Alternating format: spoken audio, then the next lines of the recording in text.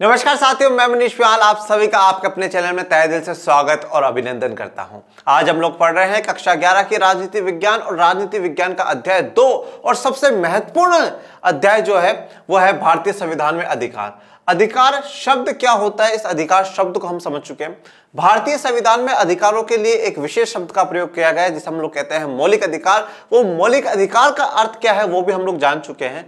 हमारे संविधान में कितने मौलिक अधिकार हैं हम लोग वो भी जान चुके हैं, और जो हमें 6 मौलिक अधिकार दिए गए हैं उनमें से जो एक मौलिक अधिकार है समता का अधिकार, वो समता का अधिकार भी हम लोग जान चुके हैं। तो आज हमारा लेक्चर नंबर है 4 और आइए जानते हैं कि इस लेक्चर 4 में हमें क्या क्या जानना है। आज हम लोग विस्तार में और विस्तृत में चर्चा करेंगे जो दूसरा हमारा अधिकार है स्वतंत्रता का अधिकार। सबसे पहले तो मैं आपको स्वतंत्रता का मतलब बताऊंगा कि आजादी का मतलब है क्या। उसके बाद करेंगे जीवन और व्यक्तिगत स्वतंत्रता ये क्या है, निवारक नजरबंदी क्या है इसकी भी चर्चा करेंगे, और आरोपी के अधिकार क्या है उसकी भी चर्चा करेंगे। हमारे देश में आरोपियों को भी कुछ राइट्स है क्योंकि वो आरोपी होने से पहले क्या है, एक व्यक्ति है, एक मनुष्य है। ओके, तो एक व्यक्ति जो कि कुछ परिस्थितियों में आरोपी बन जाता है तो उसको भी कुछ अधिकार हमारे भारतीय संविधान ने और हमारे देश की कानून व्यवस्था ने दिए हैं। आइए शुरुआत करते हैं आज के लेक्चर की। स्वतंत्रता का अधिकार। सबसे पहले अगर हम बात करें स्वतंत्रता की, या हम जब कहते हैं हम आजाद हैं, हम फ्री है, देखिए हर शब्दों में सब कुछ छिपा हुआ है। यहां पे क्या लिखा हुआ, स्वतंत्रता को हटा दीजिए, स्वतंत्र। ठीक है, मैं कहता हूं कि स्वतंत्र या स्वतंत्रता एक ही बात है, तो आप भी कहेंगे बिल्कुल सर एक ही बात है, ता लगने से क्या बिगड़ गया। ओके, अब यहां पर शब्दों को तोड़ करके आप देखिए, स्व का मतलब क्या होता है, सेल्फ। सेल्फ का मतलब क्या, स्वयं, हम खुद। ओके, जैसे कि हम लोगों ने क्लास 10th में जब भारत में राष्ट्रवाद मैंने आपको पढ़ाया था तो मैंने आपको क्या बोला था, स्वराज की बात हो रही है, सेल्फ रूल, खुद के राज की बात हो रही है। यहां पर क्या है, स्व तंत्र। तंत्र का मतलब क्या होता है, व्यवस्था। हमने लोकतंत्र पढ़ा है, हमने लोकतंत्र में क्या बोला, व्यवस्था।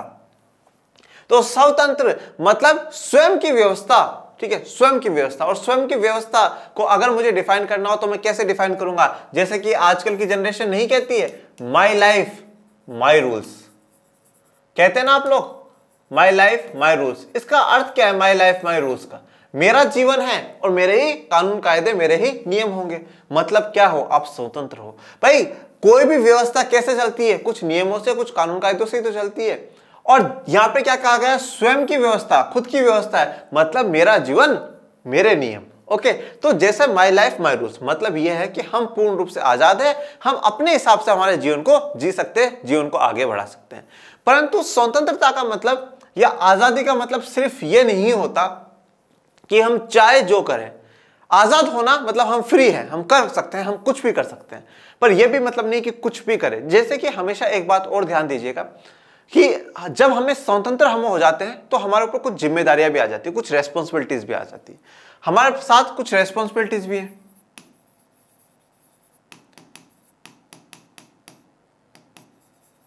रेस्पॉन्सिबिलिटीज भी देखिए, जैसे कि मान लीजिए एक कुत्ता है, ठीक है, उस कुत्ते को छोड़ दिया गया है, जा घूम के आ जाता है, जहां जहां कहीं पे भी आसपास में घूमने फिरने की इच्छा, घूम फिर करके आ जाओ, जो तुझे रास्ते में मिले, जो तू कुछ खाना चाहे वो खा लीजिएगा और वापस आ जाइएगा। ठीक है, वो ठीक है। पर उस कुत्ते को एक जिम्मेदारी के साथ भेजा गया, किसी को काट मत लेना। तो बेटा तूने किसी को अगर काट लिया ना तो देख लेना मेरे लेने देने हो जाएंगे, क्योंकि पुलिस तुझे तो पकड़ेगी नहीं, मुझे पकड़ेगा इस कुत्ते का मालिक कौन है। तो प्लीज उस कुत्ते को बोला तो किसी को काट मत लेना, बोला हाँ हाँ ठीक है। परंतु कुत्ता रास्ते पे निकला और उसको पता चला कि अरे यार कुछ लोग ऐसे हैं जो बार बार परेशान कर रहे हैं और मेरा पेट भी नहीं भर रहा है यार, क्या खाऊं, कभी घास मिलती है, कभी कुछ 1-2 रोटी मिल जाती है, तो इसलिए कुछ बड़ा शिकार करता हूं। तो उसने देखा पास में से व्यक्ति जाता, काट दिया उसको। बस अब काट दिया तो बस अब उस कुत्ते के तो पता होंगे नहीं, पर उस मालिक का कैसे न कैसा वो पता लगवाएगा और उसके ऊपर केस करवाएगा। तो जिम्मेदारी भी थी पर उस जिम्मेदारी को नहीं निभाया गया। इसी प्रकार से हम कुछ व्यक्ति भी हैं, हमें जब आजादी मिलती है, जब स्वतंत्रता मिलती है तो हमारे ऊपर कुछ जिम्मेदारियां, कुछ रेस्पॉन्सिबिलिटीज भी दी जाती है। जैसे कि फॉर एग्जांपल आज मैं कहूं कि मेरे घर वालों ने मुझे आजादी दी है कि जा बेटा तू रात को चाहे 11 बजे या 12 बजे जो तुझे करना है तू वैसा कर सकता है। ये मुझे आजादी दी गई है, स्वतंत्रता दी गई कि मैं जैसा चाहूं वैसा, मतलब मैं स्वयं अपनी व्यवस्था चलाने के लिए माई लाइफ माई रूल्स, ये मेरे घर वालों ने कह दिया है, पर इसके साथ मुझे कुछ रेस्पॉन्सिबिलिटीज, कुछ जिम्मेदारियां भी हैं कि बेटा जब वापस घर आए ना तो कुछ गलत काम करके मत आना। वापस घर आए तो किसी प्रकार का कोई गलत शौक, गलत नशा कर करके मत आना। वापस घर आए तो कोई ऐसा बदनामी वाला काम मत कर करके आना। वापस घर आए तो किसी का दिल दुखा कर करके घर मत आना। मतलब ये क्या है, कुछ जिम्मेदारियां मेरे साथ है। और ये जिम्मेदारियां क्यों है? क्योंकि स्वतंत्र हूं मैं, आजाद हूं। जब हम आजाद है तो हम पे क्या कुछ रेस्पॉन्सिबिलिटीज, कुछ जिम्मेदारियां होती हैं। और जब ये रेस्पॉन्सिबिलिटीज हमें हमारे ऊपर बोझ लगती है, हमारे ऊपर बर्डन लगती है, तो हम उनको क्या कह देते हैं कि हमारी आजादी को या हमारी स्वतंत्रता को सीमित करने का प्रयास किया जा रहा है, दबाने का प्रयास किया जा रहा है। ओके, तो मैं आज की जनरेशन में काफी बच्चों को देखता हूं, बहुत से ऐसे लोग हैं जब उनके पास घर से फोन आता है मम्मी का या पापा का कि हेलो बेटा कहाँ है, बहुत गुस्से में, एंगरनेस में हार रहा हूं ना, दोस्तों में रहूं भी नहीं, 10 मिनट भी नहीं बैठूं, जीने नहीं देते आप लोग तो मुझे। आज के जमाने में कहां पर है, कहां पर है, कहां पर, बार बार फोन, 10 बार फोन करके पूछ के परेशान कर दिया। अगर ऐसा व्यवहार आप भी अगर अपने माता पिता के साथ करते हैं ना, तो मैं कहता हूं कि आपके माता पिता को सबसे पहले जिस स्थान पर आप बैठे हैं ना, वहीं पर आकर के 3 थप्पड़ लगाने चाहिए। दे back to back, back to back, back to back, इतने थप्पड़ मारने चाहिए।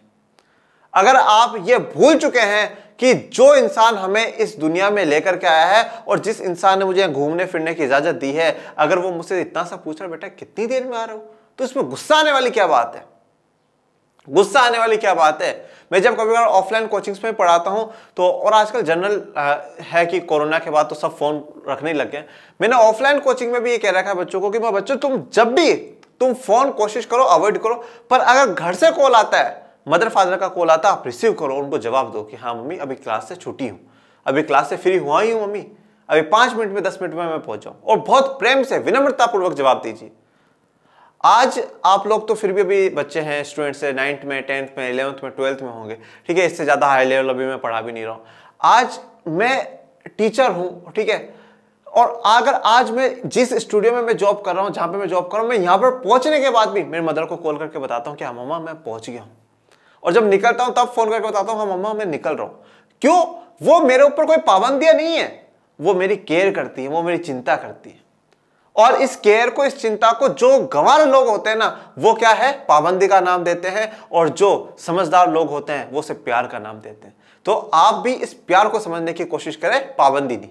ओके, तो हमारे ऊपर क्या है, कुछ रेस्पॉन्सिबिलिटीज होती हैं, और वो रेस्पॉन्सिबिलिटीज, वो जिम्मेदारियां जो होती है ना, उनको वो क्या है, कहीं ना कहीं उन्हें क्या कहते हैं कि सीमित करा गया है हमारे स्वतंत्रता को, या हमारे जो माई लाइफ माई रूल्स है उनको कंट्रोल करने की कोशिश करी जा रही है। जैसे कि आपने बोला हाँ मम्मी पापा ने मुझे दोस्तों के साथ भेज तो दिया, पर बार बार फोन करके पूछते हैं, तो ये मेरे जो स्वतंत्रता है, मेरी आजादी है, उसको कंट्रोल करने की कोशिश करी जा रही है। परंतु जरूरी भी है कि हम स्वतंत्रता को, हम आजादी को कंट्रोल भी करें, सीमित भी करें। यह सीमित करना इसलिए जरूरी है क्योंकि अगर हमने सीमित नहीं करा, अगर हमने बिल्कुल खुले सांड की तरह सब कुछ छोड़ दिया, तो वो कुछ भी आतंक पूरी दुनिया में मचा सकते हैं। तो इसीलिए क्या है कि जब हमें भारतीय संविधान ने कुछ स्वतंत्रता के अधिकार कुछ दिए, तो उन्होंने कुछ सीमित लगाया, कुछ रोक लगाई। जैसे कि हम अभी चर्चा करेंगे आर्टिकल 19, अनुच्छेद 19 में यह बात कही गई है। क्या बात कही गई है अनुच्छेद 19 में? अनुच्छेद 19 में यह बात कही गई है कि आपको अपनी अभिव्यक्ति की आजादी है, आपको अपने विचार रखने की आजादी है। अब विचार रखने की आजादी में यह बात ध्यान रखने की योग्य है कि राज्य की सुरक्षा के खिलाफ आप कुछ भी नहीं कह सकते, ठीक है, आप सार्वजनिक सुरक्षा के खिलाफ आप कुछ नहीं कह सकते, आप न्यायालय का या न्यायपालिका का अपमान नहीं कर सकते। यह अभिव्यक्ति की आजादी में रोक है, सीमित है। नहीं तो कल तो आप जो सबसे न्यायपालिका, जिसका सम्मान सरकार, विधायिका, कार्यपालिका भी करती है, कल को आप न्यायपालिका के खिलाफ, न्यायपालिका को कुछ गलत बोलते हैं, तो वो बर्दाश्त नहीं किया जाएगा। वो अभिव्यक्ति की आजादी के खिलाफ है, उस पर सीमित है, वो रोक है। आप किसी को चलते हुए को थप्पड़ मार दे और बोल दे, 2-3 गाली बक दे, बोल दे नहीं मुझे अभिव्यक्ति की आजादी है, मेरा आर्टिकल 19 कहता है, तो यह आजादी नहीं है, यहां पे सीमित है, यहां पे रोक लगा दी गई। आप खुद के विचारों को आगे बढ़ाने के लिए किसी दूसरे के विचारों को गलत ठहराते हैं, उनके विचारों को दबाते हैं, तो आपको अभिव्यक्ति की आजादी नहीं, वो सीमित है, वो कंट्रोल है। कुछ कंट्रोल होना जरूरी है, और कंट्रोल हर जगह लगाना भी आवश्यक होता है। तो हमारे संविधान ने भी कुछ सीमित कंट्रोल, पाबंदी उन पर लगाई है। अब बात करते हैं कि हमारा जो भारतीय संविधान का मौलिक अधिकार है, मौलिक अधिकार 12 से 35 तक की बात करता है, ओके, जिसमें 12 में राज्य की परिभाषा है, 13 में अवैध कानून घोषित करने की बात कही गई है, 14 से 18 तक समता का अधिकार है, और जो दूसरा हमारा मौलिक अधिकार है उसमें जो आर्टिकल आएंगे वो 19 से 22 आएंगे। आर्टिकल्स को हिंदी में अनुच्छेद कहते हैं। लास्ट के लेक्चर में, लेक्चर नंबर 3 में, मुझसे एक बच्ची ने क्वेश्चन पूछा, अनामिका यादव ने कमेंट बॉक्स में पूछा था कि सर धारा में और अनुच्छेद में क्या अंतर होता है बताइएगा। ठीक है, तो मैं आपको यहां बता देता हूं, समझा देता हूं। देखिए बेटा, भारत में 3 चीजें हैं, एक है आईपीसी, एक है सीआरपीसी और एक है भारत का संविधान जिसे हम कहते हैं कॉन्स्टिट्यूशन। ओके, संविधान क्या है? संविधान मार्गदर्शन करने वाला है, सरकार कैसे बनेगी। ठीक है, सरकार को अगर किसी कानून में परिवर्तन करना हो तो कानून कैसे बनाए जाएंगे। ओके, देश में किसके पास क्या अधिकार है, क्या है, सब कुछ, पर सबसे सर्वोच्च भारत का संविधान। तो संविधान में सबसे पहले तो आते हैं भाग, या जिसे हम कहते हैं पार्ट्स, जैसे कि आपका चैप्टर्स होता है, चैप्टर 1 2 3 4 5 6 ऐसे। उसके बाद इसमें आते हैं आर्टिकल्स, या जिसे हम लोग क्या कहते हैं, अनुच्छेद। क्या कहते हैं? अनुच्छेद। ठीक है, तो मतलब जैसे चैप्टर 1 में आपके 10 टॉपिक आए तो 10 क्या हो गए? अनुच्छेद हो गए। तो अनुच्छेद या आर्टिकल्स तो क्या है? संविधान में, कॉन्स्टिट्यूशन में वर्ड को इस्तेमाल करा गया है। और ये भी आईपीसी और सीआरपीसी, इंडियन पेनल कोड और क्रिमिनल प्रोसीजर कोड, ये वो है जिससे क्या हो कि भाई किसी ने क्या गुनाह करा है तो उसके तहत उसको कौन सी सजा दी जाएगी। ओके, और क्या सजा दी जाएगी और सजा का क्या प्रोसीजर रहेगा। तो आईपीसी तो हमारे अंग्रेजों के समय से है, आईपीसी हमारे अंग्रेजों के समय से चलती हुई आ रही है, और उसमें 511 क्या है? सेक्शन है। 511 सेक्शन है। ठीक है, 511 सेक्शन है, और ये 511 जो सेक्शन हम कहते हैं यही क्या है? धारा है। तो धारा जो शब्द है, धारा जो शब्द है वो क्या है? आईपीसी में इस्तेमाल कराया हुआ शब्द है, आईपीसी या सीआरपीसी में, जो कि क्या है कि किसने क्या अपराध करा है और अपराध की क्या सजा दी जाएगी वो इनमें लिखी हुई है। ओके, वो इनमें लिखी हुई है। ओके, इनमें क्या परिवर्तन करना है, ओके, और परिवर्तन कैसे करना है और उसका अधिकार किसके पास है? संसद के पास है। यह अधिकार कौन देता है? भारत का संविधान देता है। ओके, तो यहां पर अनुच्छेद लिखे हुए हैं। कभी भी किसी भी व्यक्ति को जो सजा दी जाती है वो सजा संविधान उसमें प्रावधान नहीं करता है, वो आईपीसी सीआरपीसी के तहत होते हैं। तो आईपीसी में जो सीआरपीसी में सेक्शन लिखे हुए हैं बेटा, उनको धारा कहते हैं। तो धारा और अनुच्छेद में अंतर है, परंतु काफी बार क्या होता है, एक दूसरे की जगह शब्दों का प्रयोग कर लिया जाता है। काफी बार जो लोग पढ़ाते हैं वो संविधान में धारा 19, धारा 20, धारा 18 का भी प्रयोग करते हैं, परंतु अगर आप शाब्दिक तौर पर और सही अर्थ में देखेंगे तो यही वर्गीकरण है। ओके ना, मैं आप मुझे बताइएगा आपका डाउट क्लियर हुआ या नहीं हुआ। तो आइए शुरुआत करते हैं आज के लेक्चर की। आज हम 4 आर्टिकल्स पर चर्चा करेंगे। सबसे पहले स्वतंत्रता का अधिकार। किसी भी लोकतंत्र में समता और स्वतंत्रता सबसे महत्वपूर्ण अधिकार है। देखिए, अब यहां पर 2 वर्ड इस्तेमाल हुए, समता और स्वतंत्रता। मतलब आपको क्या होनी चाहिए? इक्वलिटी होनी चाहिए, और आपको फ्रीडम भी होनी चाहिए, आजादी या स्वतंत्रता भी होनी चाहिए।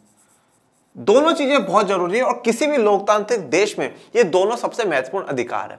और अगर हम हमारे जीवन में, निजी जीवन में भी बात करें तो ये 2 अधिकार सबसे महत्वपूर्ण अधिकार है। हम सभी चाहते हैं कि हमें सभी जगह से क्या हो, एक तो समान व्यवहार, इक्वल ट्रीटमेंट हम लोगों को मिले, और सब को आजादी हमें मिलनी चाहिए, हम सब चाहते हैं, निजी जीवन में भी चाहते हैं। जैसे कि फॉर एग्जांपल मैं अगर बात करता हूं कि एक परिवार में एक्स और वाई, 2 ब्रदर सिस्टर है। Okay, 2 brother sister.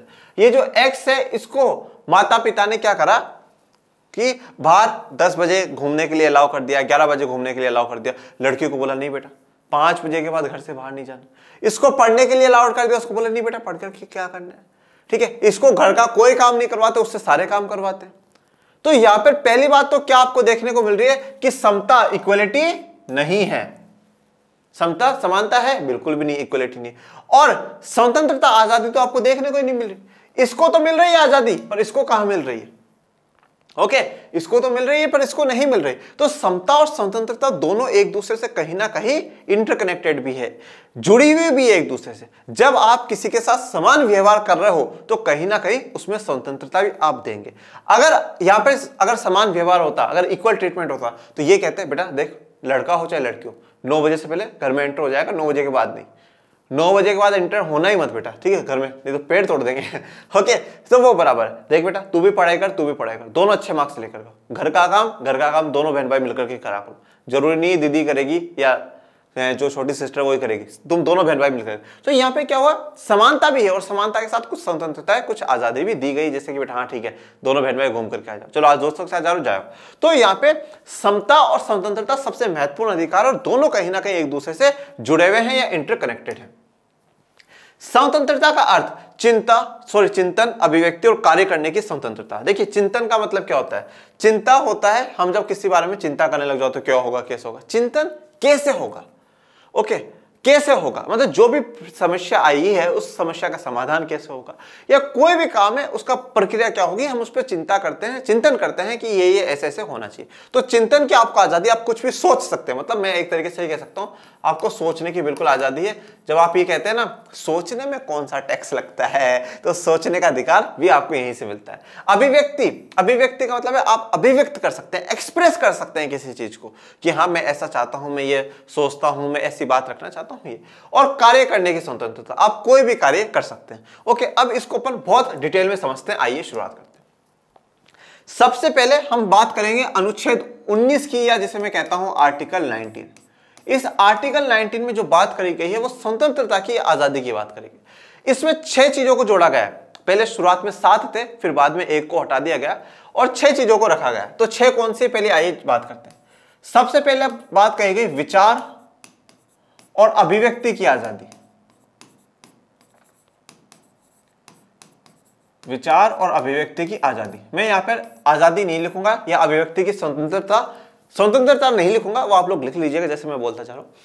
विचार और अभिव्यक्ति की स्वतंत्रता या आजादी, इसमें यह कहा गया कि आपके जो विचार हैं आप रख सकते हैं, आप कुछ एक्सप्रेस करना चाहते हैं आप अभिव्यक्त कर सकते हैं, यह आप कर सकते हैं। इसमें आपके विचारों को सुना जाएगा, बोलने की आपको पूरी पूरी छूट है, आजादी है। और अभिव्यक्त करना, एक्सप्रेस करने के क्या तरीके हैं? सिर्फ बोलना ही है क्या? नहीं, आप कोई पोस्टर के थ्रू, आप किसी और कोई भी आपका तरीका, उस तरीकों के द्वारा भी आप क्या कर सकते हैं? अपने विचारों को अभिव्यक्त कर सकते हैं, एक्सप्रेस कर सकते हैं। विचार जो है उनको अभिव्यक्त करने की आपको क्या करी गई है? आजादी दी गई। भाषणों में विचार आ जाएंगे कि आप विचार कैसे अभिव्यक्त कर रहे हैं, आप भाषण के द्वारा कर रहे हैं, जैसे मैं आपको भी बोल करके बता रहा हूं। और कभी क्या हो बोल करके ना बताओ, यहां पे पूरी एक पेंटिंग बना दूं और उस पेंटिंग में कुछ ऐसा दिखा दूं इससे आप सबको समझ जाओ कि हाँ भाई यह अभिव्यक्त करने की, आपको विचार अभिव्यक्त करने की पूरी पूरी आजादी है। और इसी के तहत क्या है? प्रेस की आजादी भी आती है। जो मीडिया को भी अधिकार मिले हुए हैं ना कि भैया प्रेस बिल्कुल आजाद है, मीडिया बिल्कुल आजाद है, वो अपनी बात रख सकते हैं, उनको अधिकार दिया गया, वो इसी के तहत आ जाएगा। दूसरी बात है आपको सम्मेलन करने की आजादी है। सम्मेलन करने का मतलब क्या है? और सम्मेलन मतलब कोई मीटिंग आप ऑर्गेनाइज करते हैं, वो मीटिंग करने का आपको पूरा पूरा अधिकार है। ओके, अब इसमें यहां पर यह बात लिखी गई है कि शांतिपूर्वक, क्या लिखा गया? शांतिपूर्वक सम्मेलन, शांतिपूर्वक सम्मेलन इसमें लिखा गया है। शांतिपूर्वक सम्मेलन का मतलब यह होता है कि आप उसमें अस्त्र और शस्त्र नहीं लेकर के जाएंगे। अस्त्र शस्त्र का मतलब है किसी भी प्रकार का कोई हथियार नहीं लेकर के जाएंगे, अस्त्र शस्त्र रहित होना चाहिए। आप कोई भी मीटिंग का आयोजन कर सकते हैं। देखिए अब क्या होगा, अगर आपको अपने विचारों को बढ़ाना है तो उन विचारों के लिए आपको पहले मीटिंग तो करनी पड़ेगी ना भाई, आपको मीटिंग तो करनी। जैसे कि फॉर एग्जांपल हम आपके लिए हमेशा कुछ नया करता है लर्न एंड शेयर, ठीक है, इस सेशन में 8 से स्टार्ट कर दी, तो अब उससे पहले मीटिंग हुई होगी, मेरी, निखिल सर की, राहुल सर की और बाकी टीचर्स, उनकी मीटिंग हुई होगी। तो वो मीटिंग, शांतिपूर्वक सम्मेलन मीटिंग करना अलाउ है।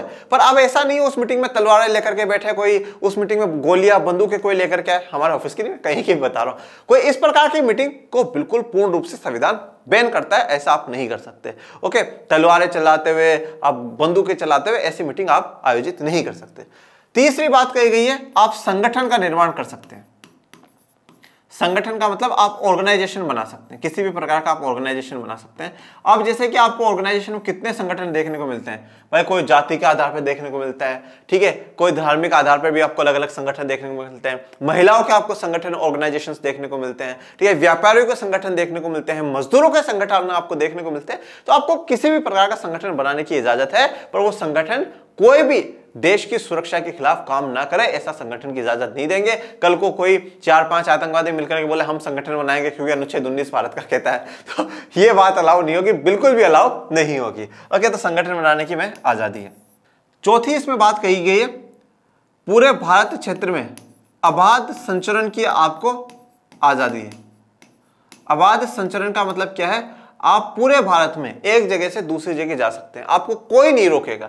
आपके पास कश्मीर से कन्याकुमारी, गुजरात से अरुणाचल प्रदेश, अंडमान निकोबार द्वीप समूह, लक्षद्वीप, जो भी भारत राज्य, मतलब इंडियन यूनियन का, भारतीय संघ का जो भी हिस्सा होगा उस हिस्से में सभी भारतीय एक जगह से दूसरी जगह जा सकते हैं, घूम फिर सकते हैं, कोई उन पर रोक टोक नहीं होगी यहां पे। परंतु विशेष बात एक ध्यान दीजिएगा कि पहले एक तो जम्मू कश्मीर में बैन था, आर्टिकल 370 था, पर उसे 2019 में भारतीय संसद ने उसको हटा दिया, तो आर्टिकल 370, नहीं तो वहां पहले बाकी हिस्सों के लोग नहीं जा सकते थे, जा तो सकते थे, घूम फिर सकते थे, परंतु जो अभी आगे नेक्स्ट पॉइंट में आएगा उसमें आपको ध्यान रखना है।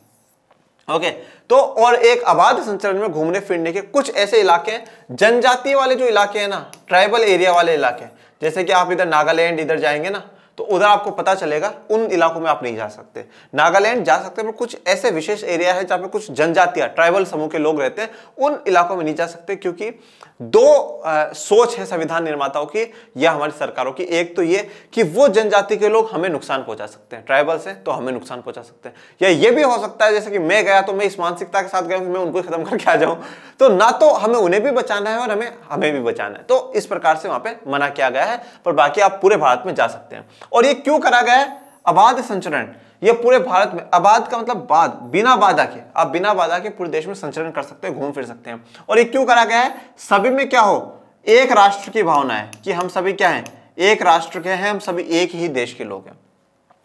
दूसरी बात कही गई कि आप पूरे देश में कहीं पर भी निवास कर सकते हैं। ओके आप कहीं पर भी रह सकते हैं और निवास करने की आपको आजादी है। पर ये जो जम्मू कश्मीर वाला केस बताया वो इस वाले में आएगा बच्चा, ठीक है, ऊपर वाले में नहीं आएगा। जम्मू कश्मीर में पहले लोग निवास नहीं कर सकते थे, रह नहीं सकते थे। ओके अब निवास करने के लिए आप कुछ दिनों के लिए रुको, आप हमेशा के लिए रुको, वो आपको अलाउड है, निवास कर सकते हैं। और 6th में कहा गया कि कारोबार करने की आपको आजादी है, आप कोई भी कारोबार, कोई भी धंधा, कोई भी काम करना चाहते हैं वो कर सकते हैं। अब ये बात क्यों कही गई, कारोबार की बात क्यों जोड़ी गई, इसमें इसलिए जोड़ा गया कि जैसे कि हम देखते हैं कि हमारे भारतीय समाज में ये बात हुई कि दलित जो समुदाय के लोग हैं वो निचली जो क्रम के काम है वो काम करा करते थे, जैसे सफाई का हो गया, जूतियों को बनाने का हो गया, जो छोटे निचले क्रम के काम है वो काम किए जाते थे। अब संविधान बनने के बाद सबको ये आजादी है कि वो चाहे जो काम, चाहे जो कारोबार है वो कर सके। अगर कोई व्यक्ति दलित समुदाय से, पिछड़ी जाति से आता है और वो चाहता है कि नहीं मैं बिजनेसमैन बनूं और मैं मार्केट में दुकान खोलूं, तो वो खोल सकता है, उसको कोई मना नहीं कर सकता। ओके उसको पूरी पूरी आजादी है। अगर वो चाहे कि नहीं मैं IAS, डॉक्टर, कलेक्टर, इंजीनियर बनूं, तो वो बन सकता है, उसको कोई नहीं रोक सकता।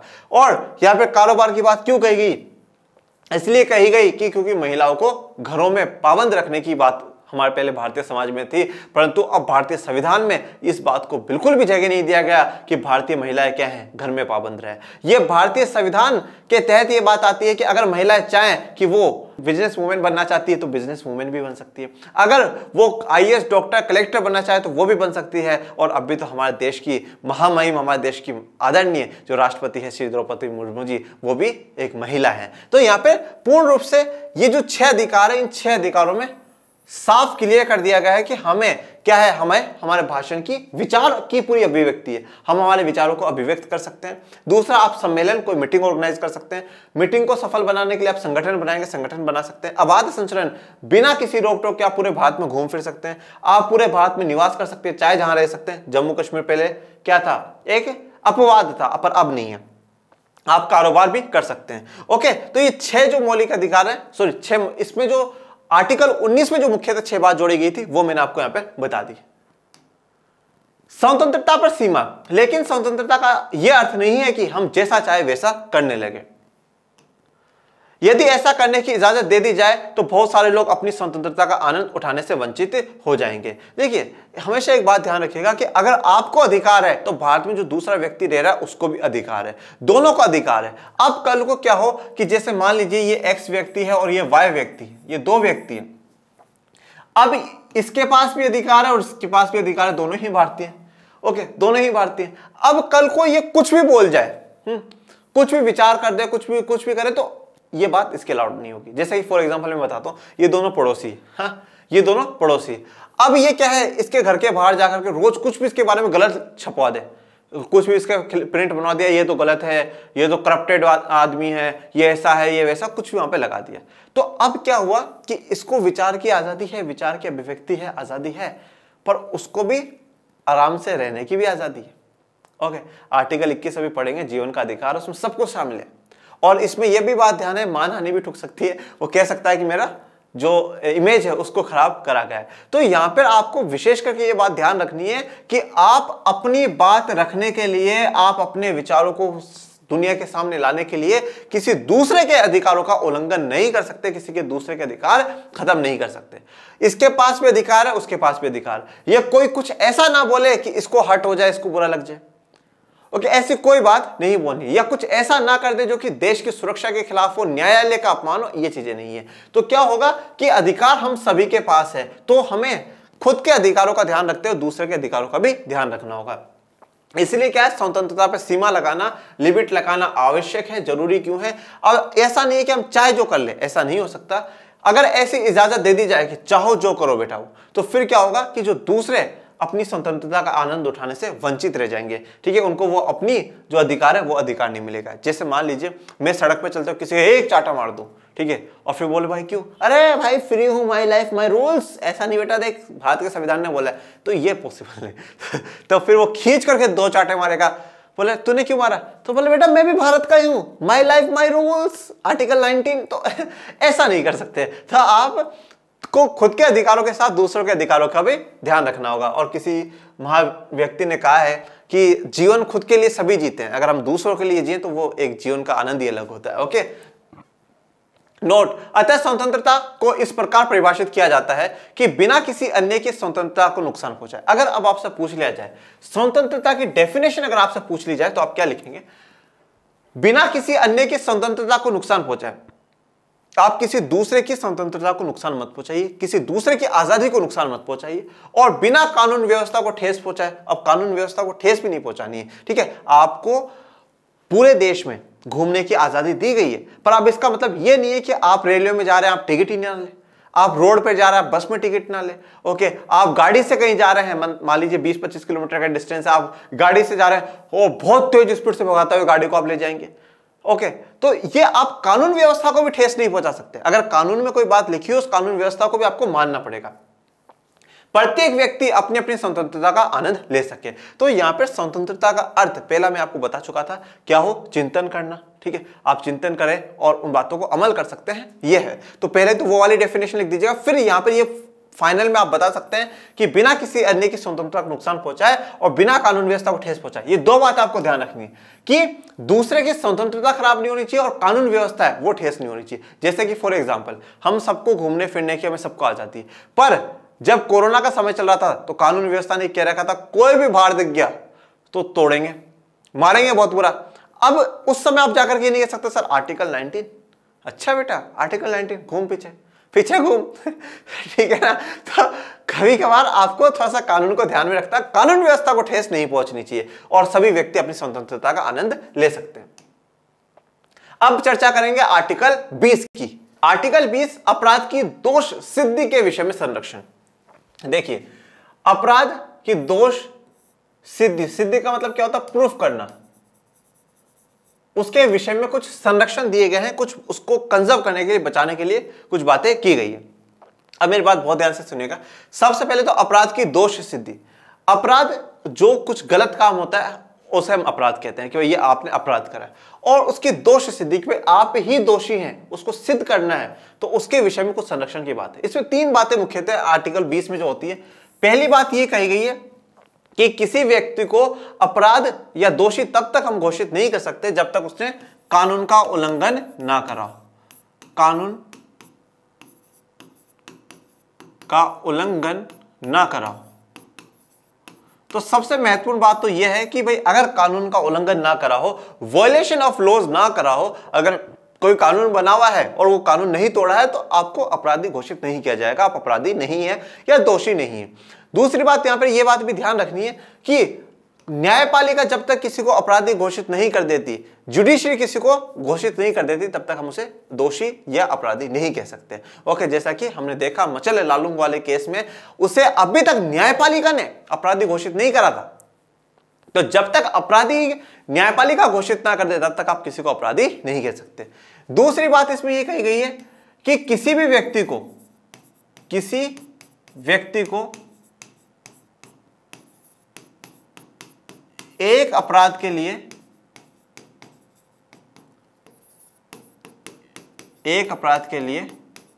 2 बार सजा नहीं दी जा सकती, 2 बार सजा नहीं दी जा सकती। इसका अर्थ क्या है? जैसे कि मान लीजिए रमेश एक व्यक्ति है, इस रमेश ने क्या कर दिया था, रमेश ने गलती से मान लीजिए सुरेश का मर्डर कर दिया। ओके, सुरेश का मर्डर कर दिया। मान लेते हैं सुरेश का मर्डर 2010 में हुआ। ओके, रमेश ने क्या करा, सुरेश का मर्डर कर दिया 2010 में। अब सुरेश का मर्डर करा, कोर्ट गया, साबित हो गया, और साबित होने के बाद इसको क्या बोला गया, भाई तो 5 साल की सजा दी जाती है। तो 2010 के बाद 2015 में रमेश जो है वो फ्री हो गया, ठीक है, जेल से छूट गया। तो रमेश क्या हो गया, जेल से छूटकर क्या किया। अब कल को सुरेश के घर वाले वापस पहुंच जाए कोर्ट, बोले साहब रमेश को वापस सजा दो। बोले क्यों? बोले सुरेश को मारा था।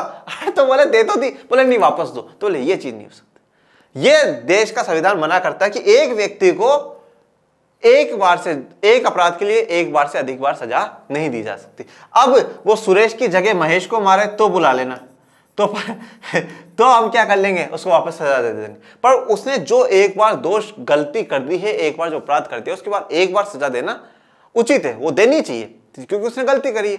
और उसकी बार बार उसके लिए सजा देना वो गलत बात है। तो किसी भी व्यक्ति को एक अपराध के लिए 2 बार सजा नहीं दी जा सकती। आप 2 बार सजा नहीं दे सकते। तो आप अगर 2 बार सजा देंगे तो क्या होगा, संविधान का उल्लंघन होगा। तो एक बात तो कानून का उल्लंघन करे तब दोषी कहलाए, दूसरा एक व्यक्ति को 1 बार से ज्यादा सजा नहीं दी जा सकती एक अपराध के लिए। तीसरी बात की गई कि जो अपराधी है उसे अपने विरुद्ध या अपने विरोध में साक्ष्य देने के लिए बाध्य नहीं किया जा सकता।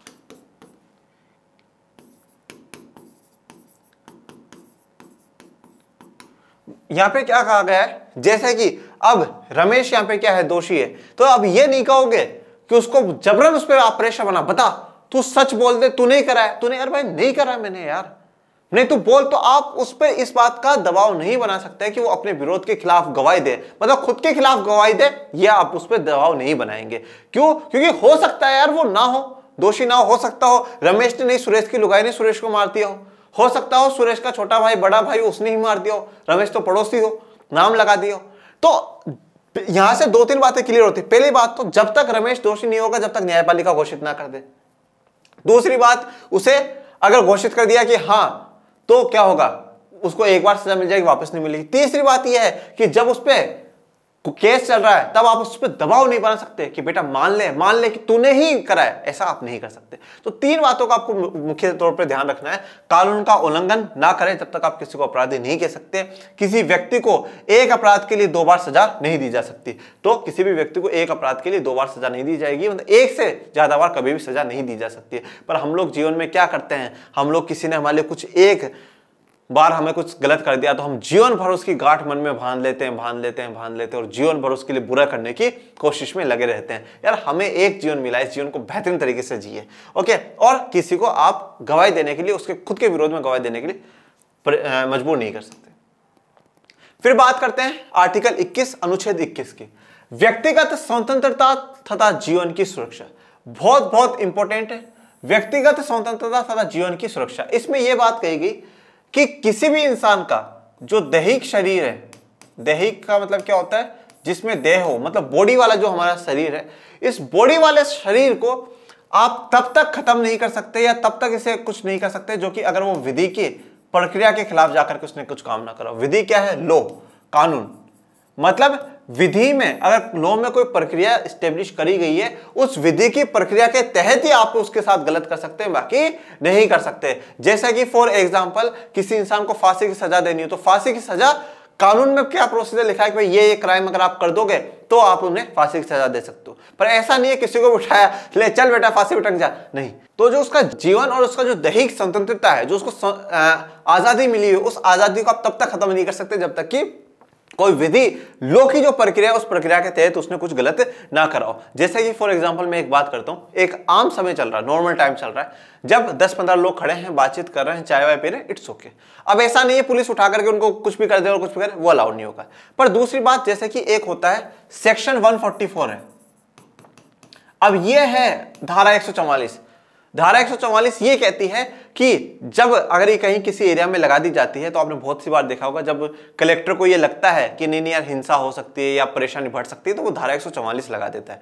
तो उसके तहत ये काम है कि भाई कोई भी 5 व्यक्ति अगर इकट्ठे हो तो उनको उठा करके जेल में डाल दो। क्यों? क्योंकि मना कर रखा ना, धारा 144 है, आप घरों में रहो।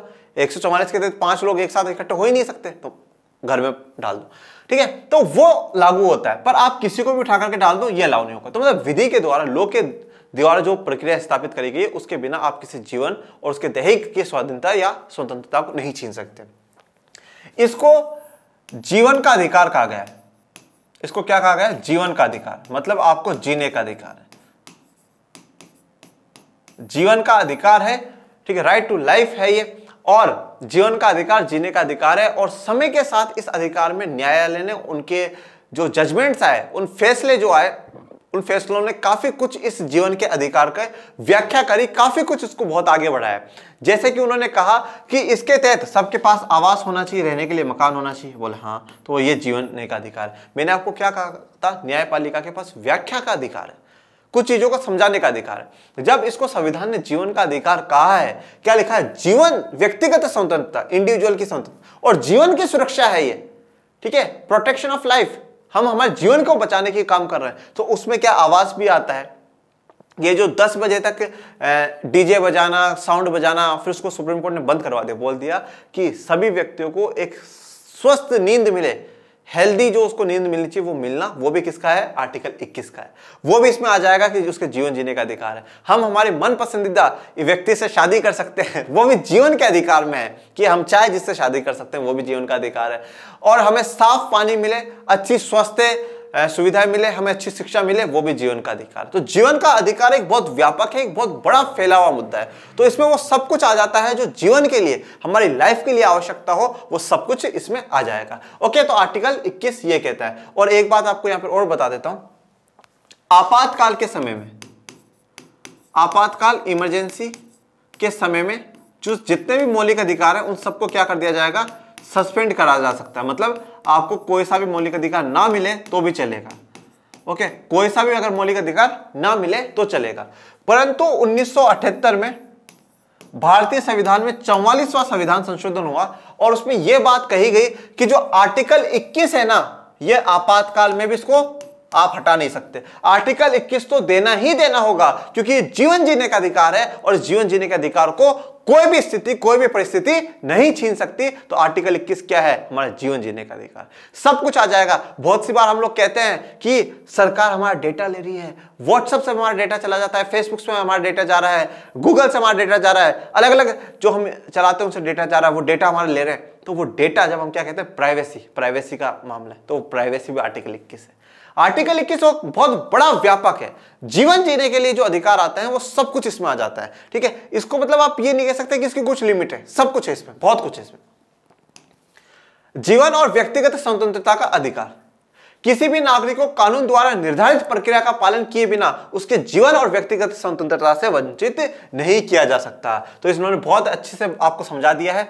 किसी भी नागरिक को कानून के द्वारा जो भी प्रक्रिया, जो भी प्रोसेस समझा रखा है, उसका पालन किए बिना उसके जीवन, किसी भी व्यक्ति के जीवन को और उसकी व्यक्तिगत स्वतंत्रता से उसे वंचित नहीं किया जा सकता। मतलब सीधी सी बात है, अगर कोई कानून कोई बात कह रहा है, जैसे कि मैंने कहा कि कोरोना के समय में सारी जगह धारा 144 लगा दी गई और ये बात कह दी गई कि कोई भी घरों से बाहर ना निकले, महामारी फैल रही है, बीमारी फैल रही है, सभी घरों में रहे और घरों में ही रहे आप सभी, ठीक है, ये बात कह दी गई। तो उस समय तो ये बात कही कि आप घरों में रहे।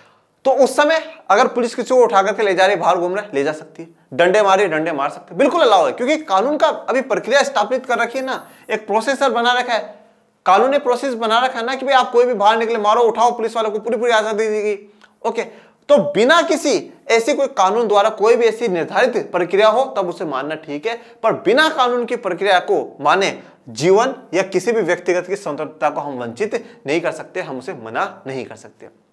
अब आज सब हालात नॉर्मल है। अब आज चाहे आप 11 बजे घूमो, 12 बजे तक घूमो, रात को 2 बजे 3 बजे तक घूमो, कोई नहीं रोक सकता। ये अब आपकी स्वतंत्रता, ये आपका इंडिविजुअल फ्रीडम है। आप मस्त होकर के घूमो, कोई दिक्कत वाली बात नहीं। अब आपको कोई रोक टोक नहीं कर सकता, परंतु जब आप पे कानून की कोई प्रक्रिया है, उस कानून की प्रक्रिया को आपको मानना होगा। अब ऐसा भी नहीं है कि रात को घूमो तो कोई व्यक्ति बिल्कुल पी करके घूम रहा है, सब कुछ भी करता हुआ चल रहा है, तो ये अलाउड नहीं होगा। ओके, वो उसमें सीमित भी है। किसी भी व्यक्ति को बिना कारण बताए गिरफ्तार नहीं किया जा सकता, तो बिना कारण बताए गिरफ्तार नहीं किया जाएगा। गिरफ्तार किए जाने वाले उस व्यक्ति को अपने पसंदीदा वकील के माध्यम से अपना बचाव करने का अधिकार मिलेगा। देखिए, अब मान लीजिए कि जैसे कि हमने अभी लास्ट में देखा, रमेश को पुलिस ने गिरफ्तार करा इस शक पर कि भाई सुरेश का मर्डर हुआ है। मर्डर जो करा है वो सुरेश का, रमेश ने करा, घर वालों ने आरोप लगाया, इन्वेस्टिगेशन चल रही, जांच चल रही है। अब ऐसा नहीं है, अभी तक रमेश को सिद्ध हुआ नहीं कि रमेश ने ही करा है, तो रमेश को पहला तो ये है, पूरा अधिकार है कि पुलिस उसे बताए गिरफ्तार करा क्यों, कारण बताना बहुत जरूरी है। दूसरी बात यह है कि उसको अपने मन पसंदीदा वकील चुनने का अधिकार है। वो चाहे वो वकील को से अपने वकील जो भी अपॉइंट करेगा परामर्श ले सकता है, बातचीत कर सकता है, उसके पूरी उसको बता सकता है जो भी होगा। और अगर मान लीजिए रमेश एक बहुत गरीब व्यक्ति जिसके पास इतना पैसा नहीं कि वो वकील को हायर कर सके, तो इस सरकार की जिम्मेदारी है, ठीक है, कि वो क्या करे, रमेश को वकील प्रोवाइड कराए, क्योंकि उसकी तरफ से फिर केस कौन लड़ेगा। पुलिस के लिए यह आवश्यक है कि वह अभियुक्त को 24 घंटे के अंदर निकटतम न्यायाधीश के सामने पेश कर दे। और तीसरा बात यह है कि 24 घंटे के अंदर अंदर क्या हो, उसको पेश कर दिया जाए, जो भी आपके सबसे निकटतम है, जो मजिस्ट्रेट है, जो जज है, उसके पास में ले जाकर के उसको पेश कर दिया जाए कि सर इसने ये काम करा, ये इसकी पूरी चार्जशीट, 24 घंटे के अंदर अंदर उसको पेश कर दिया जाना चाहिए। ओके, तो ये तीन बहुत मुख्य बड़े अधिकार एक आरोपी को भी दिए जाते हैं। सबसे पहला तो क्या अधिकार दिया गया है उसको कि भाई उसको जब भी पुलिस गिरफ्तार करे कारण बताए। दूसरा, पसंदीदा वकील से उसको बातचीत करने का पूरा अधिकार। और तीसरा, 24 घंटे के अंदर न्यायाधीश जो है, जज है, उसके सामने ले जाना अति आवश्यक हो जाता है। न्यायाधीश निर्णय करेगा कि गिरफ्तार उचित है या नहीं है। अब ये न्यायाधीश का काम है, जज का काम है, ये जज का काम है कि वो निर्णय करेगा कि जो इसने करा है, जो इन्होंने गिरफ्तारी करी है पुलिस वालों ने, वो उचित करी है, मतलब सच में रमेश को पकड़ के लाया, मतलब रमेश ने कुछ करा है वो है, या नहीं, मतलब रमेश ने कुछ नहीं करा फिर भी पुलिस वालों ने पकड़ लिया। तो जो डिसीजन लेना है ना, डिसीजन कौन लेगी, न्यायाधीश लेगा, न्यायालय डिसीजन लेगा। और बहुत सी बार आप लोगों ने देखा होगा भीड़ ही मारना शुरू कर देती, भीड़ को बिल्कुल भी अधिकार नहीं है। अगर इन केस कभी कुछ ऐसा हो जाए और आप भी भीड़ में सोचो मैं भी गंगा में हाथ धो लूं, कभी भी ऐसा जीवन में मत कर दीजिएगा। नहीं, क्या होता है कि सबसे पहले वो व्यक्ति को तो बाद में उठाएगी पुलिस जिसको आप मार रहे थे, जिसने गलत करा, पहले ये देखेगी इस व्यक्ति को किस किसने मारा, इनको उठाओ पहले तो रिमांड पे आप लोगों को ले लेगी पुलिस। तो इसलिए कभी भी ऐसा मत करिएगा। तो जो भी पूरा अधिकार है वो न्यायालय को, न्यायाधीश को, यहां तक कि जनता तो छोड़िए, पुलिस की कस्टडी में भी कोई व्यक्ति नहीं मरना चाहिए। पुलिस की कस्टडी में भी मर जाता है व्यक्ति तो उन पुलिस वालों पे भी केस चलना शुरू हो जाता है जिनकी उस टाइम पे ड्यूटी लगी हुई थी। ओके, तो उन पे भी केस चल जाता है। तो ये तो पूरा का पूरा अधिकार कि भाई ये दोषी है या नहीं है, ये अधिकार सिर्फ और सिर्फ न्यायालय के पास है, वही सिद्ध कर सकता है, बाकी किसी को भी अधिकार नहीं है। और वही तय करेगा इसको क्या सजा देनी है क्या नहीं। इसके दायरा और भी व्यापक है। सर्वोच्च न्यायालय, इसमें शोषण से मुक्त और मानवीय गरिमापूर्ण जीवन जीने का अधिकार अंतर्निहित है। मैंने आपको क्या कहा, आर्टिकल 21 एक बहुत बड़ा व्यापक है, उसमें दायरा जो है, जो उसकी लिमिट है वो और भी काफी फैली हुई है। शोषण से मुक्त, इसमें किसी के साथ शोषण नहीं होना चाहिए, किसी के साथ कोई अत्याचार नहीं होना चाहिए। और मानवीय, जो मानव की गरिमापूर्ण डिग्निटी के साथ, सम्मान के साथ क्या है, जीवन जीने का अधिकार है। अब सम्मान के साथ जीवन जीने का अधिकार क्या है, आपके पास घर भी होना चाहिए, रोटी कपड़ा मकान की आपकी जरूरतें होनी चाहिए, आपको शिक्षा बेहतरीन मिले, आपको स्वास्थ्य बेहतरीन मिले, आपके घर में साफ पानी आए, आपके बाहर बेहतरीन सड़कें निकले, यह भी जीवन के अधिकार में। आप 10 बजे से पहले साउंड सिस्टम बंद कराया जाता है, क्यों, क्योंकि आपको एक बेहतरीन नींद मिले, यह भी जीवन के अधिकार में आ जाता है। न्यायालय ने माना कि जीवन के अधिकार का अर्थ है कि व्यक्ति को आश्रय और आजीविका का भी अधिकार हो, क्योंकि इसके बिना कोई जिंदा नहीं रह सकता। तो आश्रय मतलब आश्रय, किसी के आश्रय में जाना, मतलब आप क्या है, यहाँ पर सरकार किसकी बात कर रहा है, न्यायालय आवास की बात कर रहा है, मकान होना चाहिए, नहीं तो वो कहाँ आसरा लेगा। हम कहते हैं ना बहुत सी बार मुझे आसरा चाहिए, तो कहाँ आसरा लेता है, मकान में रहते हैं। आजीविका, तो उसको जीवन जीने के लिए किसी ना किसी काम धंधे की, कारोबार की आवश्यकता है, तो वो भी उस व्यक्ति के पास होना चाहिए। मतलब ओवरऑल मैं इतना सा कहता हूं कि रोटी कपड़ा मकान, ये तीनों होने चाहिए। और ये तीनों आपको कहां से मिलते हैं, जब आपके पास कुछ काम धंधा होता है उससे मिलते हैं। तो न्यायालय का ये कहना है कि आश्रय और आजीविका भी जरूरी है, इनके बिना भी कोई व्यक्ति जिंदा नहीं रह सकता। अब बात करते हैं आर्टिकल 22, बंदीकरण के अवस्था में संरक्षण। देखिए, अब इस आर्टिकल में क्या कहा गया है, बंदीकरण, बंदी जब भी किसी को पुलिस अरेस्ट करती है तो उस समय में कुछ केसेस में क्या होता है, संरक्षण दिया जाता है। इसमें 3 बातें हैं। पहली बात, पुलिस को कारण बताना होगा। दूसरी बात, उस व्यक्ति के पास वकील की पूरी पूरी छूट है।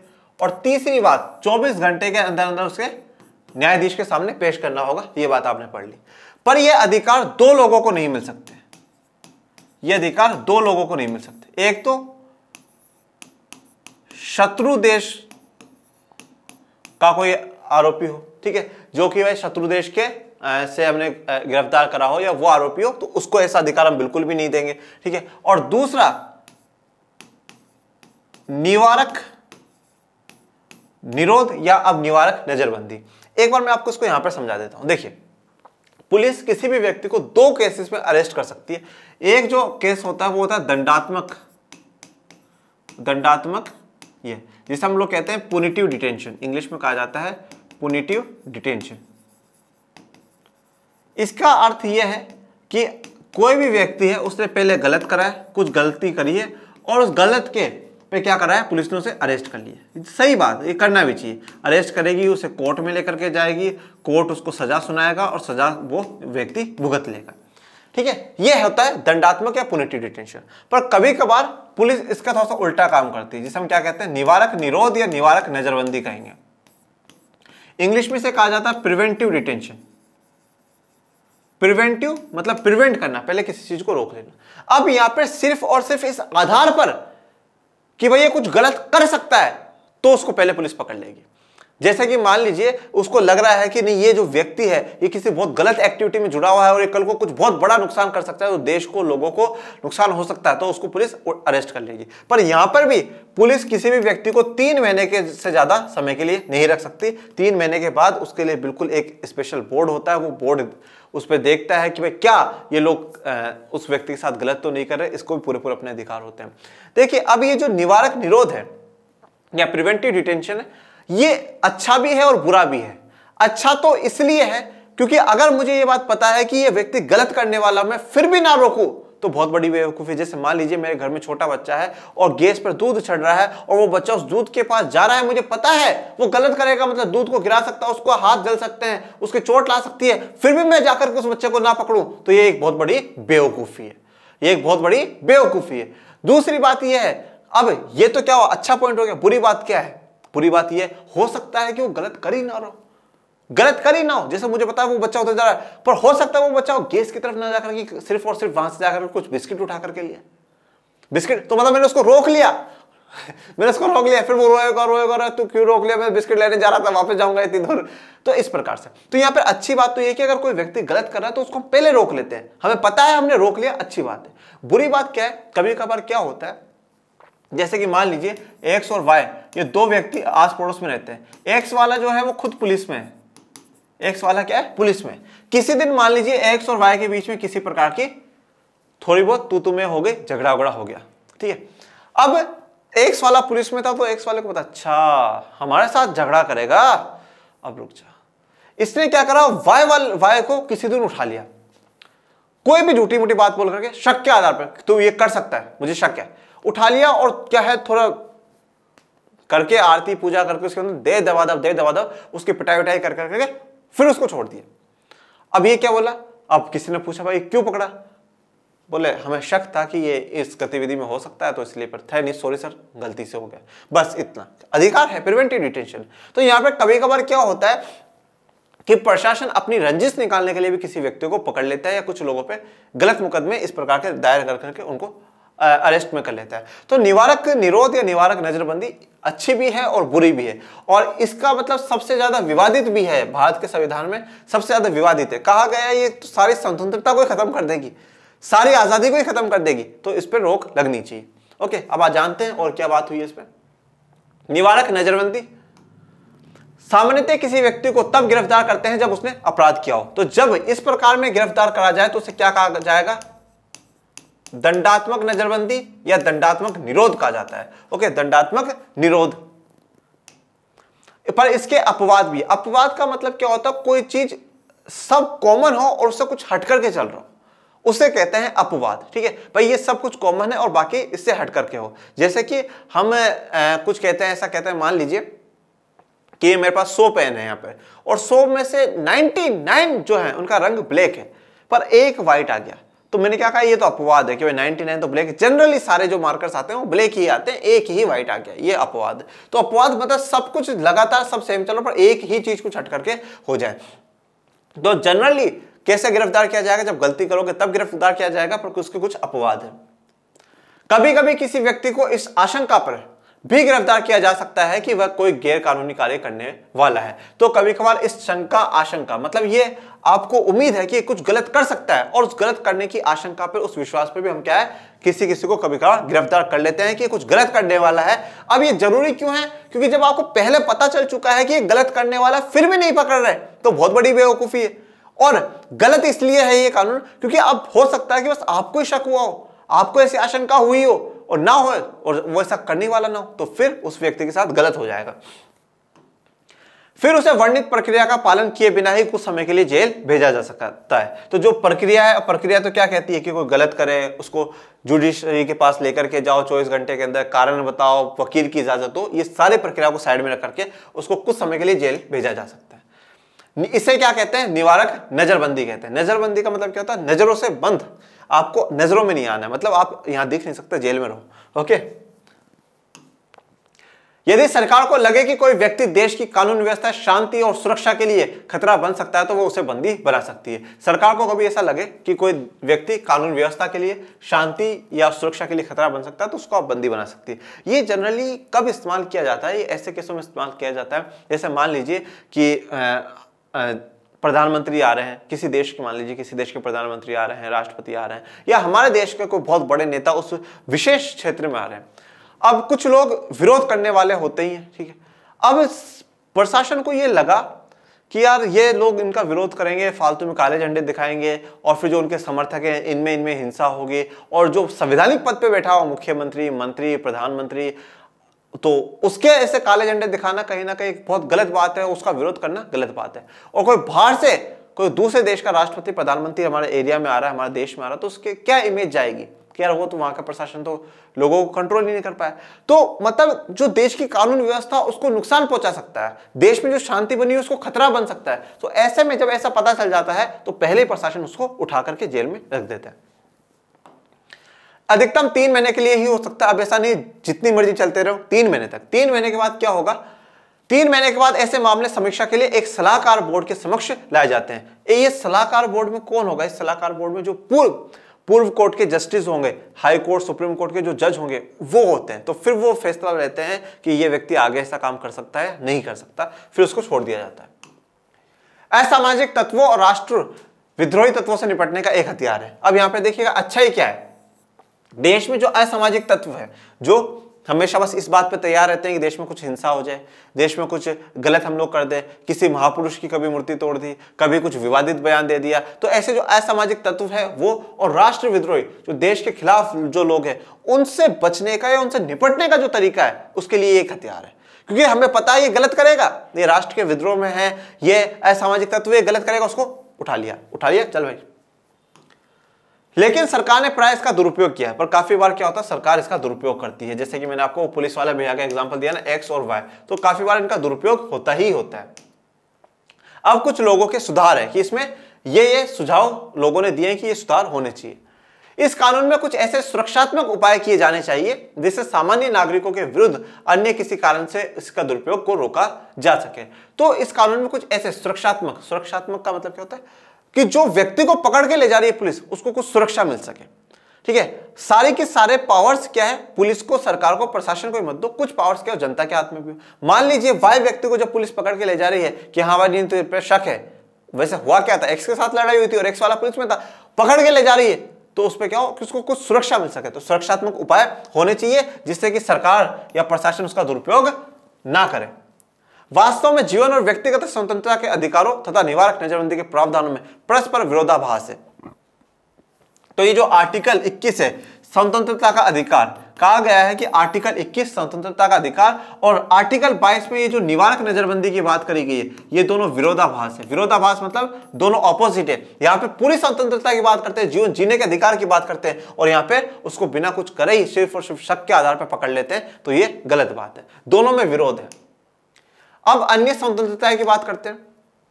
जनता अपने अधिकारों के प्रति सजग और सतर्क हो और प्रशासन के ऐसे कार्यों का विरोध करे तो इसे दुरुपयोग की संभावना कम हो जाती है। ठीक है, देखिए वैसे सरकार के पास असीमित अधिकार होते हैं, ओके, पर अगर हम सरकार की किसी बात को कुछ गलत कह रहे हैं और कर रहे हैं तो, और बिल्कुल एक सिस्टमेटिक तरीके में कोई विरोध प्रदर्शन आंदोलन कर रहे हैं, तो बहुत कम संभावना हो जाती है कि सरकार उसका अपने अधिकारों का दुरुपयोग करेगी। लेकिन संविधान सभा में भी कुछ सदस्यों ने अधिकारों को प्रतिबंधित करने पर अपना असंतोष जताया है। अब संविधान सभा में कुछ सदस्य ऐसे भी थे जिन्होंने इन सभी अधिकारों पे, जो चारों पांच अधिकार आज हमने देखे, उन पे जो प्रतिबंध लगाए हैं, जो रेस्ट्रिक्शन लगाए हैं, जो सीमाएं लगाए हैं, उनसे वो असंतोष थे, मतलब खुश नहीं थे। वो कह रहे थे जब अधिकार दिए हैं, स्वतंत्रता का अधिकार दिया तो दीजिए ना, रोक क्या लगाना हर जगह, ये कर सकते हो ये मत कर देना, ये इतना कर सकते हो इतना मत कर देना। तो उस पर क्या करा गया, रोक लगाई गई है हम लोगों के लिए। तो यहाँ पर कुछ लोगों ने विरोध करा है कि जो अधिकार, स्वतंत्रता के जो अधिकार दिए गए हैं, उनको पूर्ण रूप से खुला रखना चाहिए, प्रतिबंधित नहीं करना चाहिए, रोक नहीं लगानी चाहिए। एक संविधान सभा में व्यक्ति थे केटी शाह। केटी शाह कहते हैं कि अधिकार इस प्रकार से दिए गए हैं और उन पर इतनी प्रतिबंधित लगा दिए गए, इतनी सीमाएं लगा दी गई हैं कि अधिकारों के लिए दूरबीन लेकर के देखना पड़ेगा कि हमारे पास कितने अधिकार है और कितने अधिकार नहीं है। तो उन्होंने क्या कर दिया, उन्होंने मतलब एक तरीके से टोंड मार दिया कि यार ये क्या कर दिया आप लोगों ने, हाँ अधिकार दिए हैं फिर हर चीज पर आपने लिमिट लगा दी, तो अब तो दूरबीन लोगों को इस्तेमाल करना पड़ेगा। अच्छा ये अधिकार है, मतलब अधिकार तो बहुत दूर रह गए और जो परेशानी है, जो आपने सीमाएं लगाई वो ज्यादा हो गई। तो केटी शाह जी ये बात कहते हैं। देखिए संविधान सभा में 299 जितने भी सदस्य थे सभी सम्मानीय सदस्य हैं, माननीय सदस्य हैं और आदरणीय हैं सभी, और पूरा भारत सदैव उनका ऋणी रहेगा। और सबके अपने अपने विचार हैं और सबने अपने अपने विचार रखे और उन्हीं विचारों का मेल हमारा भारत का संविधान है। सोमनाथ लाहिड़ी जी कहते हैं, मैं समझता हूं कि इनमें से अनेक मौलिक अधिकारों को एक सिपाही के दृष्टिकोण से बनाया गया है। आप देखेंगे कि काफी कम अधिकार दिए गए हैं और प्रत्येक अधिकार के बाद एक उपबंध जोड़ा गया है। लगभग प्रत्येक अनुच्छेद के बाद एक उपबंध है जो उन अधिकारों को पूरी तरीके से वापस ले लेता है। मौलिक अधिकारों की हमारी क्या अवधारणा होनी चाहिए, हम उस प्रत्येक अधिकार को संविधान में पाना चाहते हैं जो हमारी जनता चाहती है। तो वो कहते हैं कि इन अधिकारों को एक आप सिपाही की तरह देखिए, मतलब ओवरऑल वो ये बात कह रहे हैं कि हमने जहां जहां एक अधिकार, पहले पूरे अधिकार दिए, फिर एक कोई ऐसा आर्टिकल या उसमें कोई उपबंध, मतलब कुछ ऐसी बात जोड़ दी ऐसा जिससे कि वो सारे के सारे अधिकार ही खत्म हो जाते हैं। तो ये कहता है कि हमें तय करना चाहिए कि हमारे मौलिक अधिकारों की क्या अवधारणा होनी चाहिए।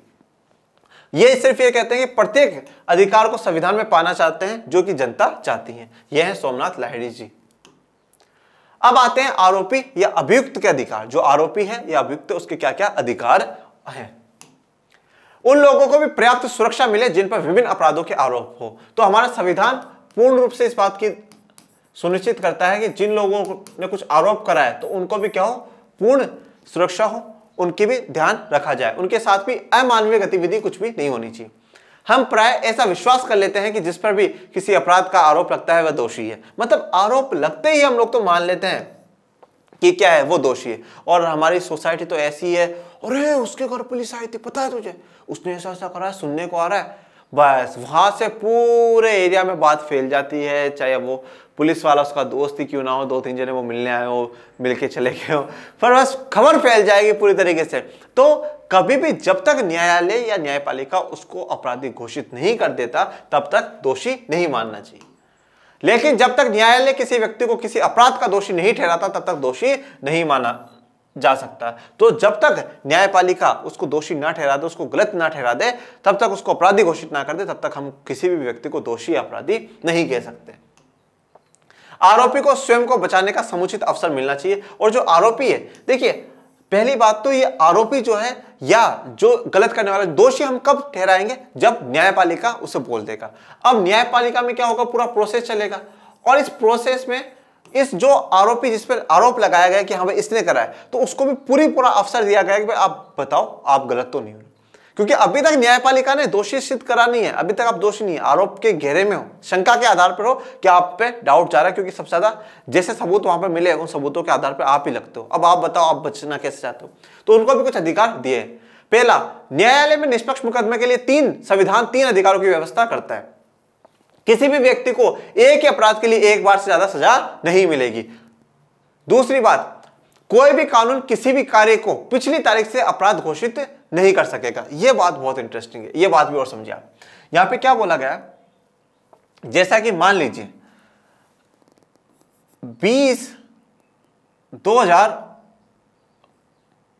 2013 में किसी ने कुछ गलती करी हो। फॉर एग्जाम्पल 2013 में किसी ने कुछ अपराध करा हो। अब उस अपराध के लिए हो सकता है उस समय तक कोई प्रावधान ना हो कि हाँ भाई ये अपराध है, तो पर उसके लिए कोई प्रावधान नहीं था, ठीक है। अब सरकार ने क्या करा कि 2016 में आकर करके कानून बना दिया। 2016 में आकर के कानून बना दिया कि ऐसे अगर कोई भी अपराध होते हैं तो उन पे ये कानून है। ओके, फॉर एग्जाम्पल मैं आपको बता रहा हूं, पर अब ऐसा बात ध्यान रखिएगा, जब 2013 में इस एक व्यक्ति ने अपराध करा था तो ऐसा एक व्यक्ति ने जब 2013 में अपराध करा तो उसके लिए कोई प्रावधान नहीं था, तो उसको कोई सजा मिल ही नहीं सकती, कोई सजा मिल ही नहीं सकती। पर 2016 में भारत की संसद ने कानून बना दिया कि भाई अगर इस प्रकार का कोई भी अपराध होता है तो उसको व्यक्ति को ये सजा दी जाएगी, 2 साल की सजा, 3 लाख का जुर्माना, इस प्रकार की बातें लिख दी गई। अब ये बात ऐसा नहीं होना चाहिए कि 2016 में कानून बना, लागू हुआ और फिर पुलिस इस एक्स के घर पे गई, उसको उठाया, चल बेटा चल तुझ पे केस चलेगा। बोले क्यों? क्योंकि बोले तूने 2013 में अपराध करा था। तो बोले नहीं, ये बात नहीं चल सकती। कभी भी कानून पहले से लागू नहीं किया जा सकता कि 2013 से जिन्होंने ये अपराध किए हैं उन पर सब पे कानून लागू कर, नहीं। कानून क्या है, जब बना है उसके बाद से कोई अपराधी करता है तो उन पर लागू होगा। ओके, तो ही उन पर लागू होगा, उससे पहले लागू नहीं होगा। जैसे कि फॉर एग्जांपल मैं आपको बताता हूं, भाई 3 तलाक की बात थी। 3 तलाक का कानून बना दिया कि अगर कोई भी पुरुष महिलाओं को 3 तलाक बोल करके उनको डिवोर्स देता है तो वो अमानवीय है, हम उसके नहीं मानेंगे और डिस्ट्रिक्ट मजिस्ट्रेट कलेक्टर के पास जाकर के वो सुनवाई हो सकती है, ये बात कहेगी। अब ये कानून अब भी बना है और अब कोई महिला ऐसी पहुंच जाए जिसको 2010 में तलाक दिया गया, वो अब नहीं माना जाएगा। ओके, तो कानून पर ये बात ध्यान रखिएगा, कुछ कानूनों में ऐसा हो भी सकता है पर जनरली ऐसा नहीं होता है। किसी भी व्यक्ति को स्वयं अपने विरुद्ध साक्ष्य देने के लिए नहीं कहा जा सकता। तो आप किसी को अपने खिलाफ गवाही के लिए नहीं कह सकते कि तू तेरे खिलाफ ही बोल दे कि मैं नहीं करा है, तो मतलब ऐसा दबाव आप नहीं बना सकते, ठीक है। तो भैया आज हमारा स्वतंत्रता का अधिकार भी पूरा जो है वो पूरा कंप्लीट होता है, राइट टू फ्रीडम। इसकी क्या सीमाएं थी, क्या लिमिटेशंस थी, वो मैंने आपको बता दिया है। अब आपका कोई डाउट, कोई समस्या हो तो आप कमेंट बॉक्स में लिखिएगा। और प्लीज माय डियर स्टूडेंट्स, मेरे प्यारे बच्चों, इस चैनल को ज्यादा से ज्यादा लाइक, शेयर और सब्सक्राइब कराओ। मतलब बहुत डिटेल में बहुत शानदार, जबरदस्त, बेहतरीन लेक्चर्स आपको मिल रहे हैं। पॉलिटी के मैं ला रहा हूँ, ज्योग्राफी के मोनू सर ला रहे हैं। तो जो हमारा एम स्क्वायर है, मनीष सर और मोनू सर, बस ये लगा हुआ है आप लोगों के लिए, बेहतरीन से बेहतरीन, और पूरी लर्न एंड शेयर की टीम लगी हुई है। तो प्लीज इसे ज्यादा से ज्यादा लाइक, शेयर, सब्सक्राइब कराओ, बच्चों तक पहुंचाओ। और आपको कैसा कंटेंट ये लग रहा है, मजा आ रहा है, नहीं आ रहा है, और बिल्कुल विस्तार में और विस्तृत में हम लोग पढ़ रहे हैं। मिलते हैं नेक्स्ट लेक्चर में, तब तक के लिए थैंक यू सो मच। जय हिंद, जय भारत।